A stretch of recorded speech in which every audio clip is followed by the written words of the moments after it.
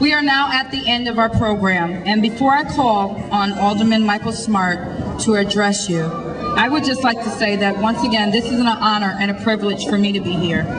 I remember when Michael was considering to run as an elected official. Actually, he was supposed to be my campaign manager and backed out to run. But I wanted to tell you, I've known Michael for about 15 years now, and he truly is a man of great courage, great wisdom, great understanding, great leadership, and dedication to this community. It is truly an honor and a privilege to serve with him on the board, but also for him to represent this community. Again, I grew up here with my grandmother as she resided in Farnham Courts, and you truly need someone that is constantly going to be in your corner, someone that's going to fight for you and understands the needs of the community. And I would like to ask that everyone please stand as I call the Honorable Alderman Michael Smart. Good afternoon. I'm glad to see all of these great faces here today. Thank you. First of all, before I get started, I want to give a real big shout out to all of the maintenance staff of Housing Authority. Welcome to all Farnham Courts tenants, as well as community leaders, neighbors, friends from across the city. The new Andy Sellers Community Learning and Recreational Center here at Farnham has been in planning stages for 2 years. Finally, the outstanding collaborative efforts of the New Haven Housing Authority, the City Adult Education Program, Empower New Haven, Community Action Agency, and Yale Office of New Haven State Affairs, and the Healthy Start, this dream has finally become a reality.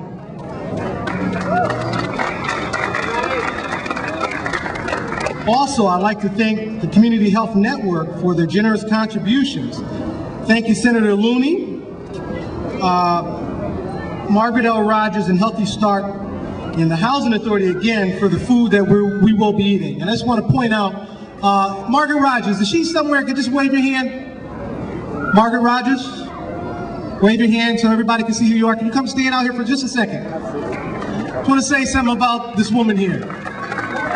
She was my mentor when I was 7 years old and I was a bad kid and running around.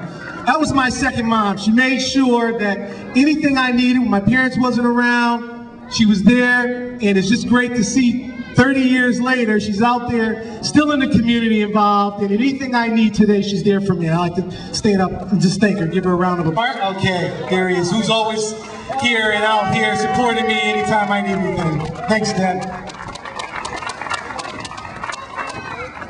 A fantastic resource which will be available to all the tenants, including adults, the youth, the family, as well as others who live in the empowerment zone, which also includes parts of Fairhaven and reaches all the way to Joslin Square and Humphrey Street.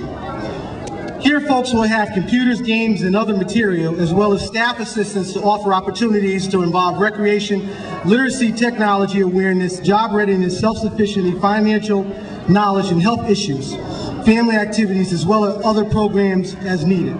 This is the kind of place that you just want our community to have, especially with the surge in youth violence engaging in the city, often inflicted on our youth. We need to do everything we can to make sure our youth, our single moms, and other vulnerable members of our community take advantage of the unique opportunities offered in facilities like this one. We see the gun violence like the shooting that took place and took the life of a 13-year-old girl in the crossfire on Dickerman Street. It rocks the foundation of the entire city, not just one ward, every ward.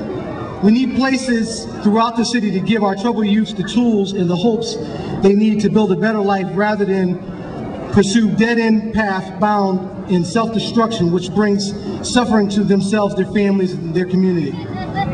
That's why I'm pleased that we have a great new facility named after Andy Sellers, who is 101 years old. God bless her, and still energetic, sharp, and is a powerful example of a positive role model for all of us to follow at Farnham Courts. Ms. Sellers lived here for many years at Farnham Courts. Is a humble, good woman who has been an active contributor to the community, a pillar to the community, and a solid citizen who has lived a great life of dignity and earned respect from all of us. I'd like to just give her a round of applause. Everybody stand up and give Andy Sellers a round of applause. Louisa DeLaura, who served with great distinction on a record of 35 years in the job I now hold. Alderperson. Louisa has kindly consented to come on behalf of her mother, the great Congresswoman Rosa DeLauro. The other way around, Michael. I mean, Louise, I'm sorry, Rosa, I'm sorry, I got it mixed up. I'm sorry. I get choked up when I see you. Okay.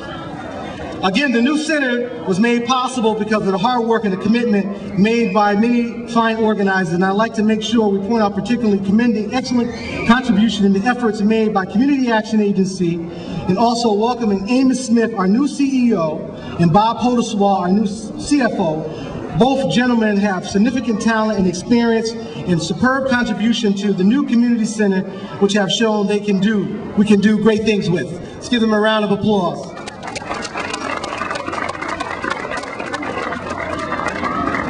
Also, I'd like to thank Darrell Brooks, who tendered his resignation last night as chairman of Community Action Agency for years of service and his expertise in guiding Community Action Agency through its recent troubled past. Darrell worked on this community center as well as his efforts in hiring Amos and Bob, and that stands to a testament of his leadership. Thank you, Darrell.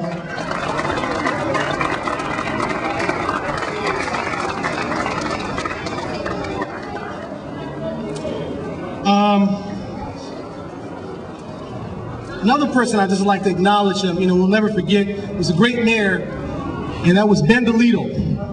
He was a great mayor of this city, and two of my really good friends, Michelle DeLito and Bobby DeLito, his son, is here, always out, still in the community involved, and thank you for coming out and being part of it.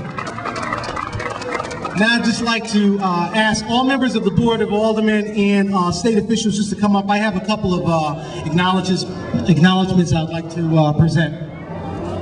Everybody from the board, Senator Harp. That's your job. Chris.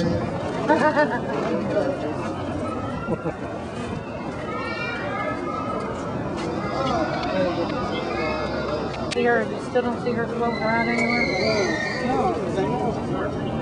I know who she is, but I don't know who she is. Mr. Darrell Brooks, can you come up, please? Darrell.